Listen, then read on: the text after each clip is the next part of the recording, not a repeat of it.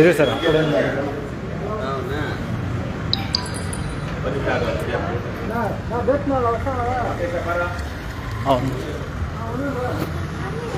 ಎಲ್ರಿಗೂ ನಮಸ್ಕಾರ. ಇವತ್ತು ಕೆಜಿಎಫ್ ತಾಲೂಕಿನ ಬೇತ್ಮಂಗಲ ಹೋಬಳಿಯಲ್ಲಿ KRS-FPO ಉದ್ಘಾಟನೆ KRS ಪಕ್ಷದ ರಾಜ್ಯ ಗೌರವಾಧ್ಯಕ್ಷರು ಮತ್ತು ಅಧ್ಯಕ್ಷರ ನೇತೃತ್ವದಲ್ಲಿ.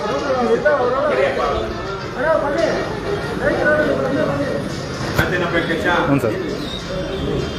ನಮಸ್ಕಾರ. ಇವತ್ತು ಮಾರ್ಚ್ 9, 2026 ನಾವು ನಿಮಗೆಲ್ಲ ಗೊತ್ತಿರೋ ಹಾಗೆ ಒಂದಷ್ಟು ಸಮಾನ ಮನಸ್ಸರು ಸೇರಿಕೊಂಡು 100 ಜನ ರೈತರನ್ನ ಸೇರಿಸಿಕೊಂಡು ಒಂದು ಸಹಕಾರ ತತ್ವದ ಅಡಿಯಲ್ಲಿ ಒಂದು FPO ಫಾರ್ಮರ್ ಪ್ರೊಡ್ಯೂಸರ್ ಆರ್ಗನೈಸೇಷನ್ ಅಂದರೆ ರೈತ ಉತ್ಪಾದಕ ಕಂಪನಿ ಮಾಡಿದ್ದೀವಿ. ಈಗಾಗಲೇ ಶಿಗ್ಗಾವಲ್ಲಿ KRS-FPO ಅಂತ ಕರ್ನಾಟಕ ರೈತ ಸಹಾಯ ರೈತ ಉತ್ಪಾದಕ ಕಂಪನಿ ಈಗಾಗಲೇ ಶಿಗ್ಗಾವಿಯಲ್ಲಿ ಹಾವೇರಿ ಜಿಲ್ಲೆಯಲ್ಲಿ ಕಾರ್ಯನಿರ್ವಹಿಸ್ತಾ ಇದೆ. ಇವತ್ತು ನಾವು ಕೋಲಾರ ಜಿಲ್ಲೆಯ KGF ತಾಲೂಕಿನ ಬೇತ್ಮಂಗಲ ಅನ್ನುವಂತಹ ಹೋಬಳಿ ಕೇಂದ್ರ ಪಟ್ಟಣದಲ್ಲಿ ಇದ್ದೀವಿ. ಇಲ್ಲಿ ಈಗ ಈ ಹೊತ್ತಿನಿಂದ ಈ ಕೃಷಿ ಉತ್ಪನ್ನಗಳನ್ನ ಅನ್ನೋದಕ್ಕಿಂತ ಕೃಷಿ ಸಲಕರಣೆಗಳನ್ನ ಮತ್ತೆ ಕೃಷಿಕರಿಗೆ ಅಗತ್ಯವಾಗಿರುವಂತಹ ವಸ್ತುಗಳನ್ನು ಮಾರುವಂತಹ ಒಂದು ಅಂಗಡಿಯನ್ನ ಇವತ್ತು ತೆರೀತಿದ್ದೀವಿ. ಮುಂದಿನ ದಿನಗಳಲ್ಲಿ ಇಲ್ಲಿಯ ಸ್ಥಳೀಯ ಕೃಷಿ ಉತ್ಪನ್ನಗಳನ್ನ ವ್ಯವಸಾಯ ಉತ್ಪನ್ನಗಳನ್ನ ತೆಗೆದುಕೊಂಡು ಅದಕ್ಕೆ ವ್ಯಾಲ್ಯೂ ಅಡಿಷನ್ ಮಾಡಿ ಅದನ್ನ ಬೇರೆ ರೀತಿಯಲ್ಲಿ ರೈತರಿಗೆ ಅನುಕೂಲವಾಗುವ ಹಾಗೆ ಅವರಿಗೆ ಹೆಚ್ಚು ಲಾಭದಾಯಕವಾಗಿ ಬರುವ ಹಾಗೆ ಮಾಡುವಂತಹ ಒಂದು ಯೋಜನೆಯನ್ನು ಹಾಕೊಂಡಿದ್ದೀವಿ. ಇವತ್ತು ಅದರ ಆರಂಭ. ಹಾಗಾಗಿ ಇವತ್ತು ನಾವು ಸ್ಥಳೀಯ ರೈತರೆಲ್ಲ ಇಲ್ಲಿ ಬಂದಿದ್ದಾರೆ. ನಮ್ಮ ಜೊತೆಗೆ ನಮ್ಮ KRS ಪಕ್ಷದ ಅಧ್ಯಕ್ಷರಾದ ದೀಪಕ್ ಸಿಎನ್ ಅವರಿದ್ದಾರೆ. KRS-FPOದ MD ಆಗಿರುವಂತಹ ಸುಪ್ರಿಯಾದ ಅವರಿದ್ದಾರೆ. ಹಾಗೇನೆ ನಮ್ಮ KRS-FPOದ CEO ಅಗ್ರಿಕಲ್ಚರ್ ಇದರಲ್ಲಿ MSc ಮಾಡಿರುವಂತಹ ನಿಶಾಂತ್ ಹಲವಾರು FPOಗಳಲ್ಲಿ ಮತ್ತೆ ಕೃಷಿ ಸಂಬಂಧಿತ ಇದರಲ್ಲಿ ಕೆಲಸ ಮಾಡಿರುವಂತಹವರು. ಅವರು ಸಹ ಇವತ್ತು ಹಾವೇರಿಯಿಂದ ಇಲ್ಲಿಗೆ ಬಂದಿದ್ದಾರೆ. ನಮ್ಮ ಜೊತೆಗೆ KRS ಪಕ್ಷದ ರಾಜ್ಯ ಕಾರ್ಯದರ್ಶಿ ಇಂದಾ ರೆಡ್ಡಿ ಅವರು, ತಾಲೂಕಿನ ಅಧ್ಯಕ್ಷರಾದಂತಹ ರಾಘವ್ ರೆಡ್ಡಿ ಅವರು ಸೇರಿದಂತೆ ಕೋಲಾರ ಈ ಭಾಗದಲ್ಲಿ ಬಂದಿರುವ ನಮ್ಮ ಹಲವಾರು ರೈತ ಮುಖಂಡರು ಸ್ನೇಹಿತರಿದ್ದಾರೆ. ಈಗ ಎಲ್ಲರೂ ಸೇರಿ ಇವತ್ತಿನ ಈ ನಮ್ಮ KRS-FPO ಬೇತ್ಮಂಗಲದ ಅಂಗಡಿಯನ್ನ ಎಲ್ಲರೂ ಸೇರಿ ಅದನ್ನ ಉದ್ಘಾಟನೆ ಮಾಡಬೇಕು ಅಂತ ನಾನು ಕೇಳ್ಕೊಳ್ತೀನಿ. ಬನ್ನಿ ನೀವು ಎಲ್ಲರೂ ಸೇರಿ ಮಾಡಿ. ಎಲ್ಲಿ ಲೋಕಲ್ ಅವರು ಲೋಕಲ್ ಕೈಯಾಗಿ ಎಲ್ಲರೂ ಕೈ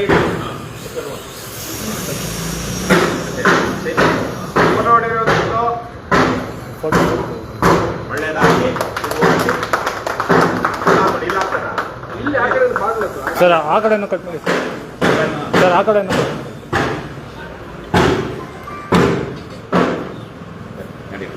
ಈ ಕಡೆ ರೈತರ ಕಡೆಯಿಂದ ಮಾಡಿಸ್ತಾರೆ. ಅದು ಕಟ್ ಮಾಡಿಬಿಟ್ಟು ಅದೊಂದು ಕಟ್ ಮಾಡ್ಬಿಟ್ಟು ಅಲ್ಲೊಂದು ಕಟ್ ಮಾಡೋದಾ? ಅಲ್ಲೊಂದು ಕಟ್ ಮಾಡಿ. ನೀವೆಲ್ಲ ಈ ಕಡೆ ಇರೋರೆಲ್ಲ ಕೈ ಹಾಕಿ. ಬರಮ್ಮ ಆಶಾ, ನಮ್ಮ CEO ಬನ್ನಿ CEO ಹಾಕಿ. ನಿಶಾಂತ್ ಯಾಕೆ ನಾಚ್ಕೊಳ್ತೀರಾ? ಅಲ್ಲ, ಇಲ್ಲಿ ಲೋಕಲ್ ಎಲ್ಲ ರೈತರು ಸರ್, ಕರ್ನಾಟಕ ರೈತ ಮಕ್ಕಳು ಎಲ್ಲ ಚಪ್ಪಾಳೆ ಹೊಡಿ. ಕೋಲಾರ ಜಿಲ್ಲೆಯ ರೈತಾಪಿ ವರ್ಗದಲ್ಲಿ ನಮ್ಮ ಮನವಿ, ನಿಮಗೆಲ್ಲ ಗೊತ್ತಿರೋ ಹಾಗೆ ಈ ರಾಜ್ಯದಲ್ಲಿ ಬಹಳ ವಿಶಿಷ್ಟವಾದಂತಹ ಜಾಗ ಮತ್ತು ರೈತರು ಕೋಲಾರ ಜಿಲ್ಲೆಯವರು. ರಾಜ್ಯಾದ್ಯಂತ ಬಹಳಷ್ಟು ನೀರಿನ ಸಂಪತ್ತು, ಜಲ ಸಂಪತ್ತು ಇರುವಂತಹ ಹಲವಾರು ಜಿಲ್ಲೆಗಳಲ್ಲಿ ರೈತರು ಆತ್ಮಹತ್ಯೆಗಳನ್ನ ಮಾಡ್ಕೊಳ್ತಾರೆ. ಸಾಲ ಮಾಡಿ ಸರಿಯಾದ ಬೆಳೆ ಬೆಳೆಯಲಾರದೆ ಬಂದಂತ ಬೆಳೆಗೆ ಬೆಲೆ ಸಿಗದೆ ಆತ್ಮಹತ್ಯೆ ಮಾಡ್ಕೊಳ್ತಾರೆ. ಆದ್ರೆ ನಾವು ಕಂಡ ಹಾಗೆ ಅವಿಭಜಿತ ಬೆಂಗಳೂರು ಜಿಲ್ಲೆಯ, ಅವಿಭಜಿತ ಕೋಲಾರ ಜಿಲ್ಲೆಯ ರೈತರುಗಳು ವಿಶೇಷವಾಗಿ ತರಕಾರಿ ಬೆಳೆಗಳನ್ನ, ಸೊಪ್ಪು ತರಕಾರಿ ತರದ ಬೆಳೆಗಳನ್ನ ಬೆಳೀತಾರೆ. ಮಾವಿನ ಹಣ್ಣಿನ ತೋಟಗಳಿಂದ ಹಿಡ್ಕೊಂಡು ಅಂದ್ರೆ 2-3-4 ತಿಂಗಳು ಒಂದ್ಸಲ ಬೆಳೆ ಬರುವಂತಹ ಬೆಳೆಗಳನ್ನ ಬೆಳ್ಕೊಂಡು ನಷ್ಟ ಆದ್ರೂ ಒಂದು ಬೆಳೆಯಲ್ಲಿ ನಷ್ಟ ಆದ್ರೂ ಇನ್ನೊಂದು ಬೆಳೆಯಲ್ಲಿ ತೆಗೆದುಕೊಳ್ಳೋದಕ್ಕೆ ಪ್ರಯತ್ನಿಸ್ತಾರೆ. ಅದ್ರ ಜೊತೆಗೆ ಪೂರಕವಾಗಿ ನಾವು ಮಾಡುವಂತಹ ಕೃಷಿಗೆ ಪೂರಕವಾಗಿ ಹೈನುಗಾರಿಕೆಯನ್ನು ಇಟ್ಕೊಂಡಿರ್ತಾರೆ.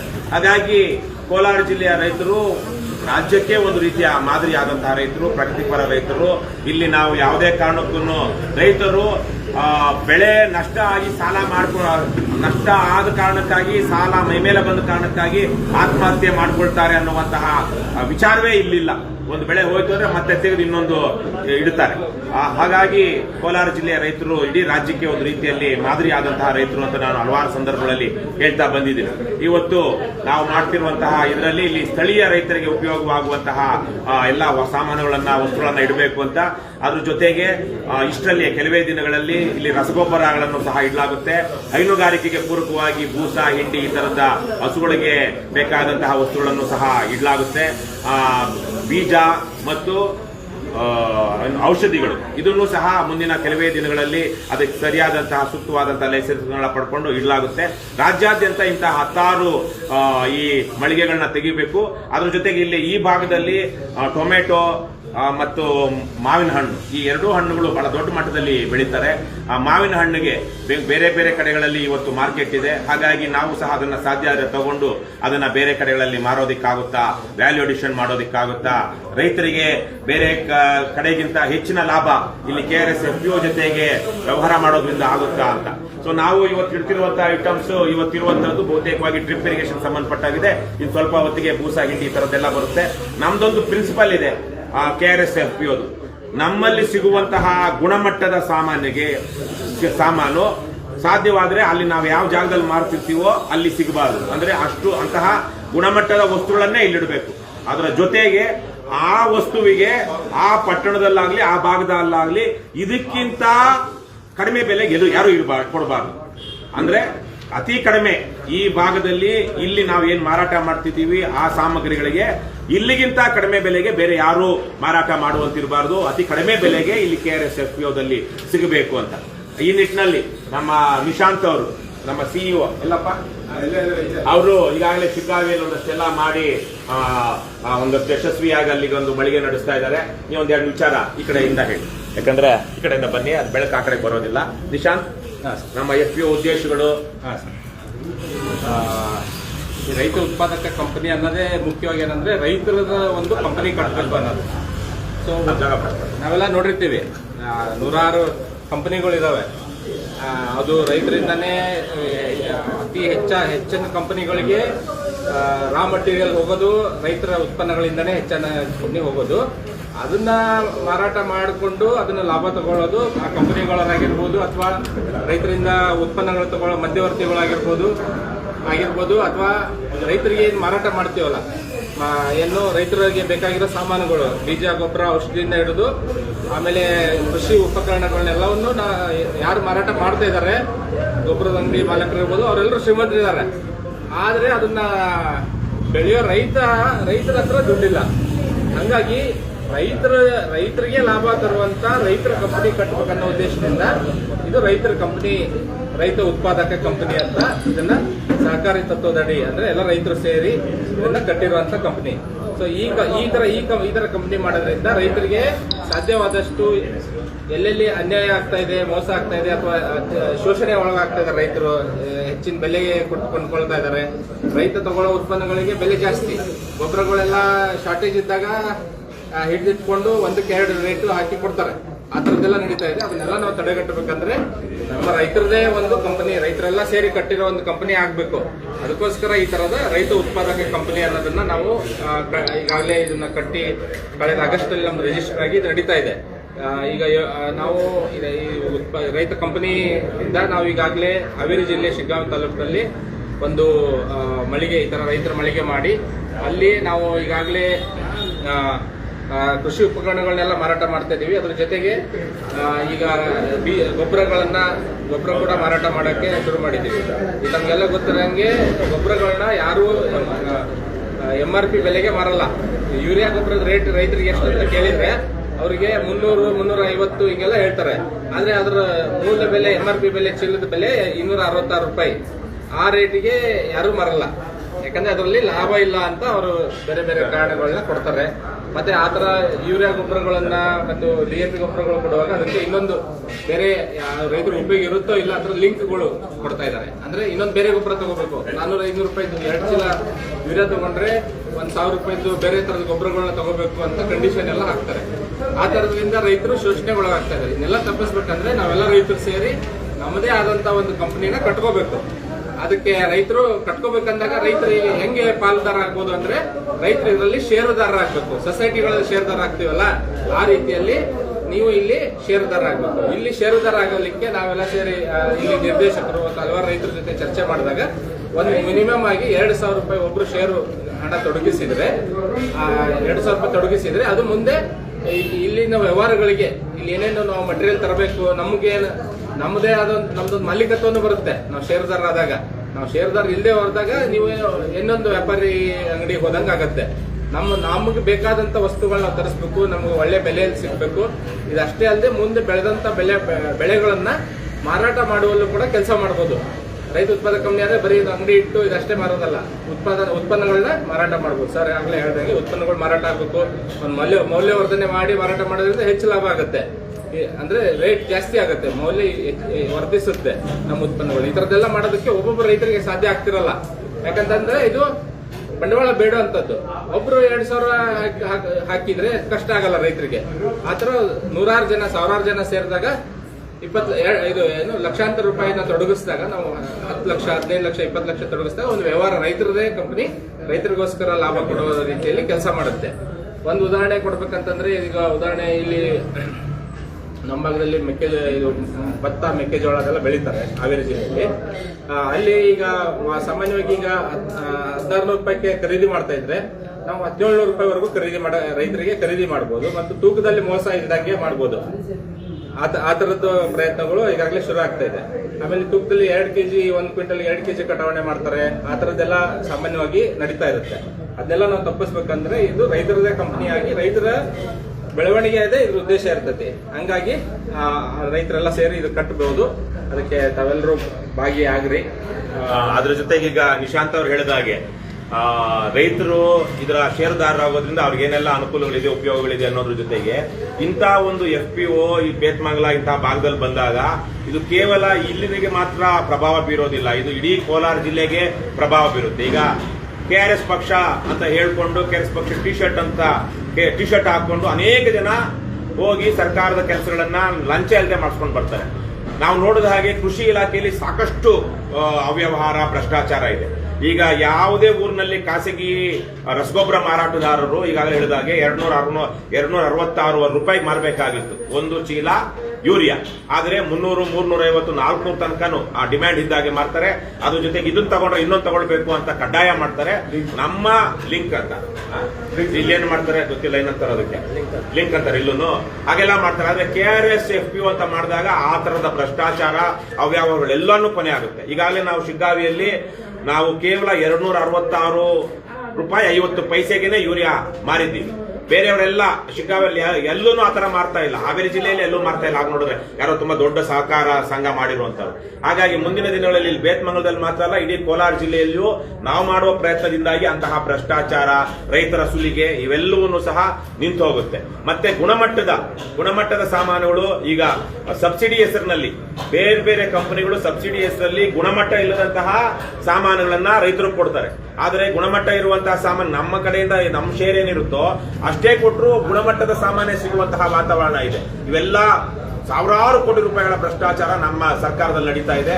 ಹಾಗಾಗಿ ಮುಂದಿನ ದಿನಗಳಲ್ಲಿ ರೈತರು, ಇಲ್ಲಿ ಬಂದಿರುವಂತಹ ರೈತರು, ಷೇರುದಾರರಾಗುವಂತಹ ರೈತರು, ಈ ಭಾಗದಲ್ಲಿರುವಂತಹ ರೈತರು, ಅವ್ರದ್ದೇನೇ ಸಮಸ್ಯೆ ಇರಲಿ, ವಿಶೇಷವಾಗಿ ಸರ್ಕಾರದ ಕಡೆಯಿಂದ ಅವ್ರಿಗೆ ಆಗುವಂತಹ ಅನಾನುಕೂಲಗಳೇನೇ ಇರಲಿ, ನಾವು FPO ಮೂಲಕನೇ ಒಂದು ಹೋರಾಟವನ್ನ ಮಾಡಬಹುದು. FPO ಮೂಲಕ ಒಂದು ರೆಪ್ರೆಸೆಂಟೇಷನ್ ಕೊಡಬಹುದು.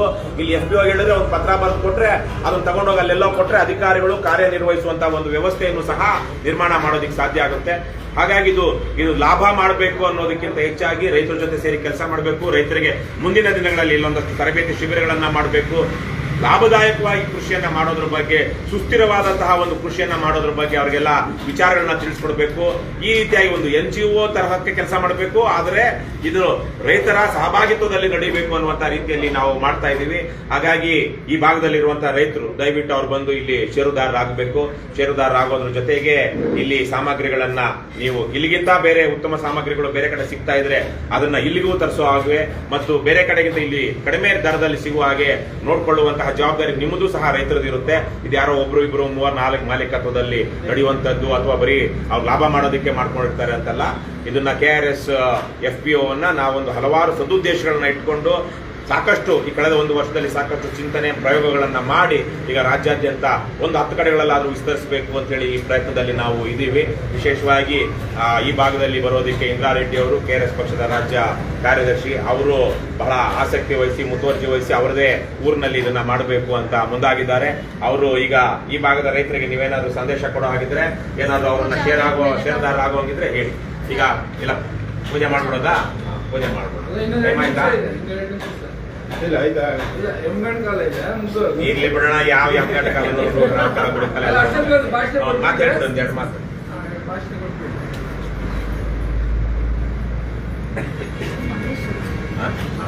ಸುಪ್ರಿಯಾ, ಎಲ್ಲರಿಗೂ ನಮಸ್ಕಾರ. ಇದು ಒಂದು ಒಳ್ಳೆಯ ಇಂಟೆನ್ಷನ್ ಇಟ್ಕೊಂಡು ಇಲ್ಲಿ FPO ಸ್ಥಾಪನೆ ಮಾಡ್ಬೇಕಂತ ಬಂದಿರೋದು. ಇದು ನನ್ನದು ಅಥವಾ ಮತ್ತೊಬ್ಬರದು ಮಧುಸೂದನ್ ಅವ್ರದ್ದು ಕಂಪನಿ ಅಲ್ಲ. ಇದು ಇಡೀ ಈ ಭಾಗದಲ್ಲಿರ್ತಕ್ಕಂತಹ ಪ್ರತಿಯೊಬ್ಬರು ರೈತರಿಗೂ ಈ ಒಂದು ಕಂಪನಿ ಮೂಲಕ ಅನುಕೂಲ ಆಗಬೇಕು. ಮತ್ತೆ ಯಾವುದೇ ಪಕ್ಷಕ್ಕೆ ಸೀಮಿತ ಆಗಬಾರ್ದು, ಎಲ್ಲ ಪಕ್ಷಾತೀತವಾಗಿ ಇಲ್ಲಿ ಏನು ವ್ಯವಹಾರ ನಡಿಬೇಕು ಅನ್ನೋದು ನಮ್ಮ ಆಶಯ ಆಗಿತ್ತು. ಹಾಗಾಗಿ ಈ ಭಾಗದಲ್ಲಿ ಹೆಚ್ಚು ರೈತರಿದ್ದಾರೆ. ನಾವು ನೋಡಿರೋ ಪ್ರಕಾರ ಕೋಲಾರ ಈ ಕಡೆಗಿಂತ ಹೆಚ್ಚಾಗಿ ಈ ಕಡೆ ಆಂಧ್ರ ಬಾರ್ಡರ್ಸ್ಗೆ ಹೋಗ್ತಾ ಹೆಚ್ಚು ರೈತರು ಕೃಷಿಯನ್ನ ಮಾಡ್ತಾ ಇದ್ದಾರೆ. ನಮ್ಮ ಮನೆಗಳಲ್ಲೇನೆ ಹಲವಾರು ರೈತರು ಇಲ್ಲಿ ಬಂದಿದ್ದಾರೆ. ನಮ್ಮ ಅತ್ತೆ ಮನೆಯವರಾಗಿರ್ಬೋದು, ಅಮ್ಮನ ಮನೆಯವರಾಗಿರ್ಬೋದು, ಮತ್ತೆ ನೆಂಟರು, ಏನು ಫ್ರೆಂಡ್ಸ್, ಇವರೆಲ್ಲನೂ ಅವರು ಪಡ್ತಾ ಇರುವಂತಹ ಕಷ್ಟ ನೋಡಿದ್ರೆ ನನಗೆ ಯಾಕೆ ಇಷ್ಟೆಲ್ಲ ಸೌಲಭ್ಯಗಳಿದ್ರೂ ಸಹ ಪಾಪ ಇವರು ಗೊಬ್ಬರಗಳು ಪರ್ಚೇಸ್ ಮಾಡೋದ್ರಲ್ಲಿ ಮತ್ತೆ ಪೆಸ್ಟಿಸೈಡ್ಸ್ ಪರ್ಚೇಸ್ ಮಾಡೋದ್ರಲ್ಲಿ ಅಥವಾ ಅವ್ರಿಗೆ ಬೇಕಾಗಿರುವಂತಹ ಸಲಕರಣೆಗಳು ಪರ್ಚೇಸ್ ಮಾಡೋದ್ರಲ್ಲಿ ಇಷ್ಟೊಂದು ಕಷ್ಟ ಅನುಭವಿಸ್ತಾ ಇದ್ದಾರೆ. ಮತ್ತೆ ಸಾಲಗಾರರಾಗಿ ಹೋಗ್ತಾ ಇದ್ದಾರೆ. ಯಾವಾಗ ಬೆಲೆ ಮಾಡಿದ್ರು ಅವ್ರು ಹೇಳುವಂತಹ ಒಂದೇ ಒಂದು ಕಾರಣ, ಏನ್ ಮಾಡಿದ್ರು ರೈತರಿಗೆ ಯಾವುದೇ ಲಾಭ ಸಿಗ್ತಾ ಇಲ್ಲ. ಸಿಕ್ಕಿದ್ರು ನಮ್ಮ ಮನೆಗೆ ಏನ್ ಬೇಕೋ ಅದು ಬೆಳ್ಕೋಬಹುದು, ಇಲ್ಲಾಂದ್ರೆ ಮಾರಾಟ ಮಾಡೋದಕ್ಕೆ ಏನು ಇವತ್ತು ರೇಟ್ ಸಿಗ್ತಾ ಇಲ್ಲ. ಅಥವಾ ಸಿಕ್ಕಿದ್ರು ಹೆಚ್ಚುವರಿಯಾಗಿ ಅದಕ್ಕೆ ಪೆಸ್ಟಿಸೈಡ್ಸ್ ಎಲ್ಲ ಹಾಕಬೇಕು, ಅದನ್ನ ಖರೀದಿ ಮಾಡೋದೇ ನಮ್ಗೆ ಒಂದು ದೊಡ್ಡ ಟಾಸ್ಕ್ ಆಗಿದೆ ಅಂತ ಹೇಳಿ ನಮ್ಮ ಮನೆಯಲ್ಲೇನೆ ಒಂದಷ್ಟು ಕೂತ್ಕೊಂಡು ವಿಚಾರಣೆ ಮಾಡಿದಾಗ ನಮ್ಮ ಭಾವಂದ್ರು ಇವರೆಲ್ಲ ಹೇಳಿದಾಗ ನಮ್ಗೆ ಅವರ ಕಷ್ಟಗಳು ಅರ್ಥ ಆಗ್ತಾ ಇತ್ತು.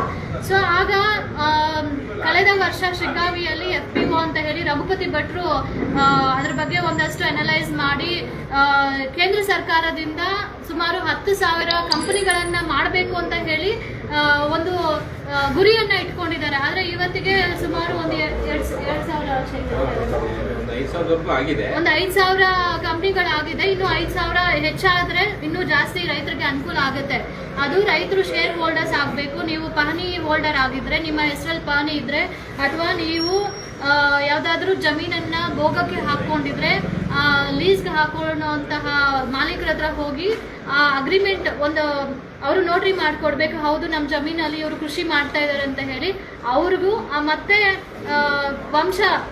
ರೈತರ ವಂಶದಿಂದ ಬಂದಿರುವಂತವ್ರಿಗೂ ಇಲ್ಲಿನ ಶೇರ್ ಹೋಲ್ಡರ್ಸ್ ಆಗೋದಿಕ್ಕೆ ಎಲಿಜಿಬಿಲಿಟಿ ಇರುತ್ತೆ.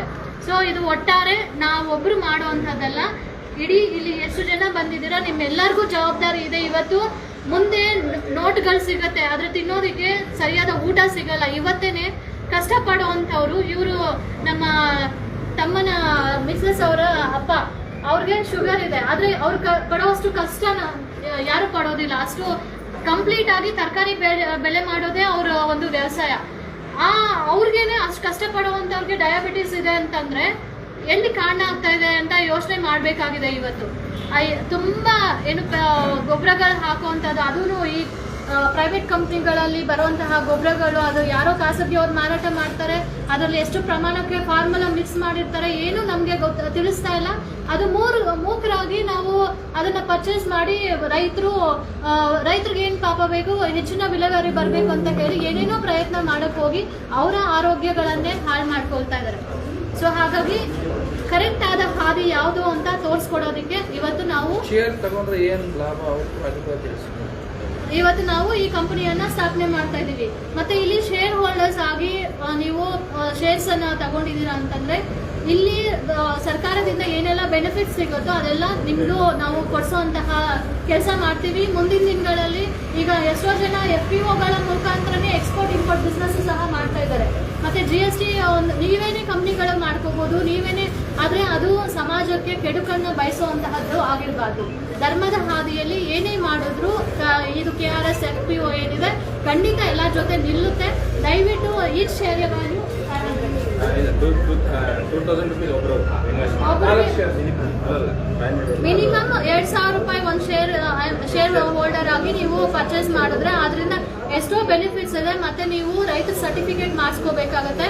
ನಾಡ ಕಚೇರಿಯಲ್ಲಿ ಅದು ಅಪ್ಲೈ ಅವ್ರಿಗೇನು ಬೇಕಿಲ್ಲ, RTC ಇದ್ರೆ ಸರ್.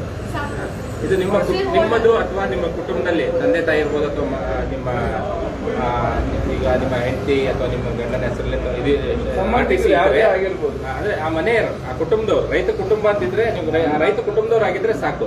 ಅಂದ್ರೆ ನೀವು ನಿಮ್ಮ ಮನೆಯಲ್ಲಿ ನಿಮ್ಮ ತಂದೆ ಹೆಸರಲ್ಲಿದ್ರೆ ಮಗ ಮೊಮ್ಮಕ್ಕಳು ಸಹಿತ ಅದಕ್ಕೆ ಶೇರ್ದಾರ ಆಗ್ಬೋದು. ಅದೇ ರೀತಿ ಶೇರ್ದಾರ ಆಗೋದ್ರಿಂದ ನೀವು 2,000 ಹೂಡಿಕೆಯನ್ನು ಮಾಡಿರ್ತೀರಿ. ಆ 2,000 ನಿಮಗೆ ಒನ್ ಟೈಮ್ ಇನ್ವೆಸ್ಟ್ಮೆಂಟ್. ಇದರಿಂದ ಅದೇ ನೀವೇನು ಹಾಕೋ ಬಂಡವಾಳದಿಂದನೇ ಇದೆಲ್ಲ ಬಿಸ್ನೆಸ್ ನಡೆಯುವಂಥದ್ದು ವ್ಯವಹಾರ. ಆಮೇಲೆ ಈ ಅಂಗಡಿಯಲ್ಲಿ ಆಗೋ ಲಾಭ ಆ ಷೇರುದಾರರಿಗೆ ಹೋಗ್ತಾ ಪ್ರಾರಂಭದಲ್ಲಿ 2-3 ವರ್ಷ ಇದ್ರೆ ಸಾಧ್ಯ ಇರಲ್ಲ. ಹೋಗ್ತಾ ನಿಮ್ಗೆ ಡಿವಿಡೆಂಡ್ ಅಂತ ಕೊಡ್ತೀವಿ. ಅಂದ್ರೆ ಏನು ಬಡ್ಡಿ ಕೊಡ್ತಾರಲ್ಲ ಬ್ಯಾಂಕರು, ಆ ತರ ಅದು ಬಂದಿದ್ದ ಲಾಭದ ಒಂದು ಅಂಶವನ್ನ ಡಿವೈಡ್ ಮಾಡಿ ಎಲ್ಲ ಷೇರುದಾರರಿಗೆ ಹಣ ಸಿಗುತ್ತೆ.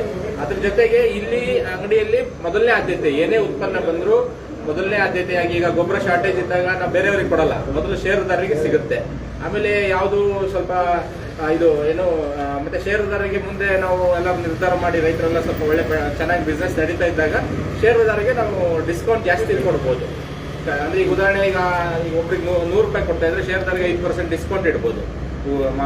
ಸಾಧ್ಯವಾದ ಸಾಮಾನ್ಯವಾಗಿ ಮಾರ್ಕೆಟ್ ರೇಟ್ಗಿಂತ ಕಡಿಮೆನೇ ಇಲ್ಲಿ ಇಡಬೇಕನ್ನೋದೇ ಉದ್ದೇಶ, ಎಲ್ಲ ರೈತರಿಗೂ ಅನುಕೂಲ ಆಗಲಿ ಅನ್ನೋದ. ಆದ್ರೆ ನೀವು ಹಣ ತೊಡಗಿಸಿರೋ ಕಾರಣಕ್ಕಾಗಿ ಷೇರುದಾರ ಆಗಿದ್ದರಿಂದ ನಿಮ್ಗೆ ಹೆಚ್ಚಿಗೆ ಡಿಸ್ಕೌಂಟ್ ಕೊಡೋಕೆ ಅವಕಾಶ ಇರುತ್ತೆ. ಅದು ಪ್ರಾರಂಭದಲ್ಲಿ ನೀವೆಲ್ಲ ಸೇರಿ ಕಟ್ಟಬೇಕಾಗಿರೋದ್ರಿಂದ ಪ್ರಾರಂಭದಲ್ಲಿ ಆ ಥರ ಇದು ಇರ್ಲಿಕ್ಕಿಲ್ಲ. ಹೋಗ್ತಾ ನಿಮ್ಗೆ ಅದು ಅನುಕೂಲ ಸಿಗುತ್ತೆ. ಅದನ್ನ ಆತರ ಮಾಡೋದಕ್ಕೆ ಒಳ್ಳೆ ಅವಕಾಶ ಇದೆ. ಅಂಡ್ ಇಲ್ಲಿ ಎಲ್ಲ ಪಾರದರ್ಶಕವಾಗಿ ನಡೆಯುತ್ತೆ. ಇಲ್ಲಿ ಯಾವುದೇ ಶೇರ್ ಹೋಲ್ಡರ್ಸ್ ಯಾರೆಲ್ಲ ಇದ್ದೀರಾ, ಇಲ್ಲಿ ಏನ್ ಟ್ರಾನ್ಸಾಕ್ಷನ್ ಆಗುತ್ತೆ, ವ್ಯಾಪಾರ ವ್ಯವಹಾರ ನಿಮ್ಗೆಲ್ಲಾನು ಪ್ರತಿ ವರ್ಷ ಆಡಿಟ್ ಆದ್ಮೇಲೆ ಎಲ್ಲಾನು ಹಂಚಲಾಗುತ್ತೆ. ಸೊ ಅಲ್ಲಿ ನಮ್ಮ ಇಂಟೆನ್ಷನ್ ಏನಂದ್ರೆ ಇಲ್ಲಿ ಆಗುವಂತಹ ಅನ್ಯಾಯಗಳನ್ನ ಕಡಿವಾಣ ಹಾಕ್ಬೇಕು ಅನ್ನೋದು. ಸೊ ಯಾವತ್ತದು ಪಾರದರ್ಶಕತೆ ಸ್ಟಾರ್ಟ್ ಆಗುತ್ತೋ ಅವತ್ತು ನಮ್ಮ ಬದಲಾವಣೆ ಶುರು ಆಗುತ್ತೆ ಅಂತ. ಸೊ ಮೊದಲನೇದಾಗಿ ಬೇರೆ ಬಿಸ್ನೆಸ್ಗಳಿಗಿಂತ ಹೆಚ್ಚಾಗಿ ರೈತರಿಗೇನೆ ಎಷ್ಟೋ ಬಿಸ್ನೆಸ್ಗಳ ಆಪರ್ಚುನಿಟಿ ಇದೆ. ನೀವೆಲ್ಲ ದಯವಿಟ್ಟು ಮನಸ್ಸು ಮಾಡಿ ನಮ್ಮ ಜೊತೆಗೆ ಕೈ ಜೋಡಿಸಿ ಎಲ್ಲರೂ ಸೇರಿ ಒಂದು ಒಳ್ಳೆ ಸಮಾಜ ಕಟ್ಟೋಣ. ಇವತ್ತು ಯುವ ಜನಾಂಗ ಎಸ್ಪೆಷಲಿ ಆರ್ಗ್ಯಾನಿಕ್ ಫಾರ್ಮಿಂಗ್ ಕಡೆ ಮನಸ್ಸು ಮಾಡ್ತಾ ಇದೆ. ಯಾಕಂತಂದ್ರೆ ಅವ್ರಿಗೆ ಅರ್ಥ ಆಗಿದೆ ಏನೆಲ್ಲ ನಷ್ಟಗಳಾಗ್ತಾ ಇದೆ ಅಂತ. ಸೊ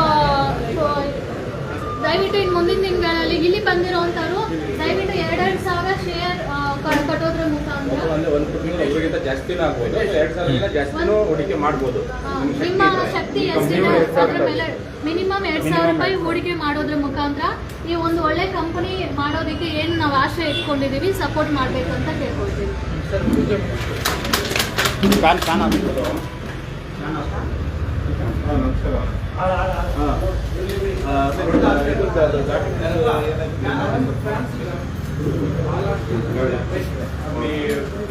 ఎవరో మాట్లాడుతూ ఉంటారు కదా, ఇది సీల్ పైన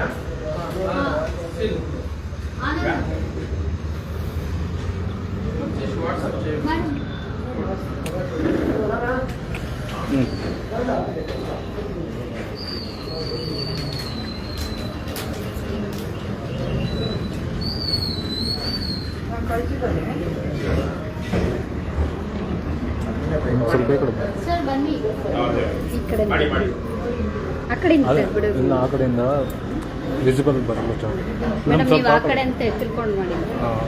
ನೀವು ಈ ಕಡೆ ಬರ್ಬೋದಾಗಿತ್ತಲ್ಲ ವಿಸಿಬಲ್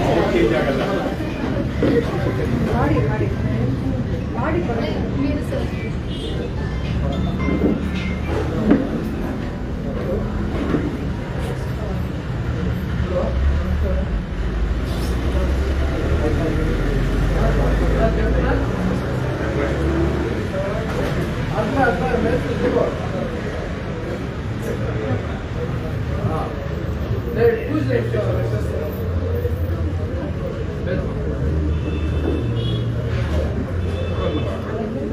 ನೀವು ಮಠ ಇದೆ, ಅದಂತ ಓಪನ್ ಮಾಡ್ಕೊಳ್ಳಿ.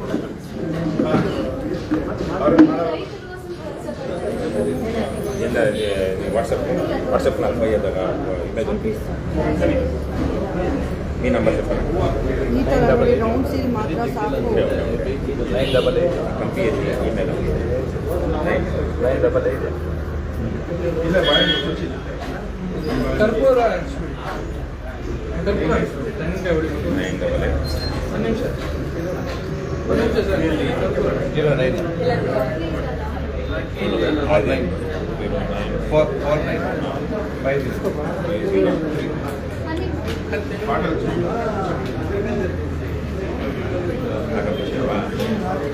ಹೂವಚ್ಚೇ ಇಲ್ಲ ಸರ್.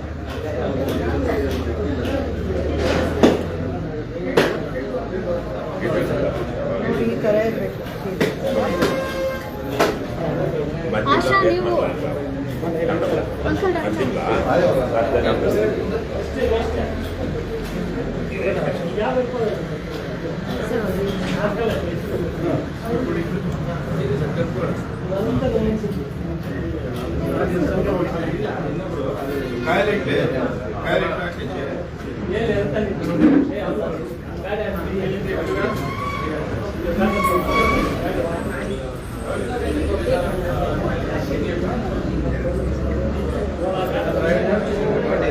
ಸರ್ ಕೈ ಕೊಟ್ಟು ಸರ್ ನೀವು ಮಾಡಿ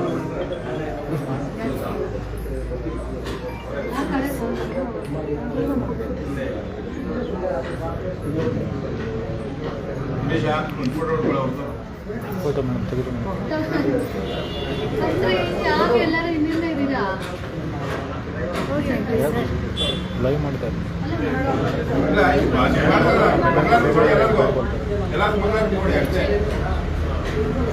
ಸರ್ ಮಂಗಳಾರತಿ ಮೇಡಮ್ ಸರ್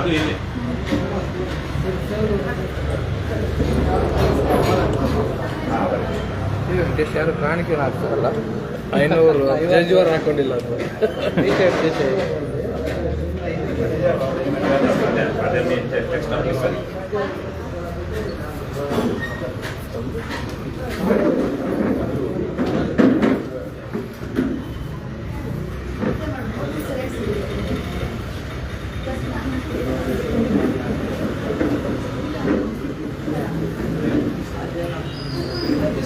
ಎಲ್ಲರೂ ದಯವಿಟ್ಟು ಚೇರ್ಸಲ್ಲಿ ಕೂತ್ಕೊಳ್ಳಿ. ಸ್ವಲ್ಪ ಚೇರ್ಸ್ ಮಂಜುನಾಥ್ ಔಟ್ಸೈಡ್ ಒಂದು ಚೇರ್ಸ್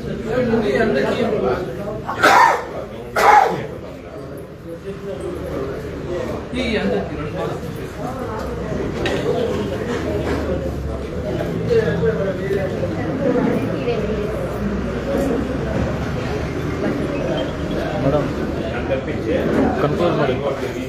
ನೀರು ಕೊಡ್ತಾ ಕನ್ಕ್ಲೂಡ್ ಸೊ ಮಾಡಿ. ಇನ್ನೂ ಅಪ್ಡೇಟ್ಸ್ ಇದೆ, ಅದೇನಾದರೂ ಇದ್ರೆ ಮುಂದೆ ಅಪ್ಡೇಟ್ ಮಾಡ್ತೀವಿ. ದಯವಿಟ್ಟು ಈ ಭಾಗದ ರೈತರು ಇಲ್ಲಿ ಬಂದು ನಿಮಗೆ ಬೇಕಾಗಿರುವಂತಹ ಸಲಕರಣೆಗಳು, ಡ್ರಿಪ್ ಪೈಪ್ಸ್ ಇದೆ, ಅದಕ್ಕೆ ಬೇಕಾಗಿರುವಂಥ ಫಿಟ್ಟಿಂಗ್ಸ್ ಇದೆ, ಮತ್ತು ಡ್ರಿಪ್ ಪೈಪ್ಸಲ್ಲಿ ವಿತ್ ಹೋಲ್ಸು ವಿತೌಟ್ ಹೋಲ್ಸು, ಇವತ್ತು ಬೂಸ ಇದೆಲ್ಲನೂ ಫಿಲ್ ಮಾಡ್ತಾ ಇದ್ದೀವಿ. ಸೊ ಹೆಚ್ಚಿನ ಸಂಖ್ಯೆಯಲ್ಲಿ ನೀವು ಬಂದು ನಿಮಗೆ ಬೇಕಾಗಿರುವಂತಹ ಬೆನಿಫಿಟನ್ನು ಪಡ್ಕೋಬೇಕು ಅಂತ ಈ ಭಾಗದ ರೈತರಲ್ಲಿ ಕೇಳ್ಬೋದು. Thank you. ಕೊಡಿ ಸರ್, ನಾನು ಮಾಡ್ತೀನಿ.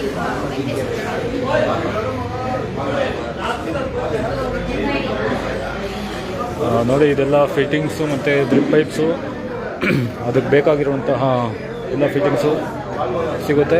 ಇನ್ನೂ ಹಲವಾರು ರೀತಿಯ ಯಂತ್ರೋಪಕರಣಗಳು ಮತ್ತು ಕೃಷಿಗೆ ಬೇಕಾಗಿರುವಂತಹ ಉಪಕರಣಗಳು ಬರುತ್ತೆ. ಸೊ ದಯವಿಟ್ಟು ಎಲ್ಲರೂ ಹೆಚ್ಚಿನ ಸಂಖ್ಯೆಯಲ್ಲಿ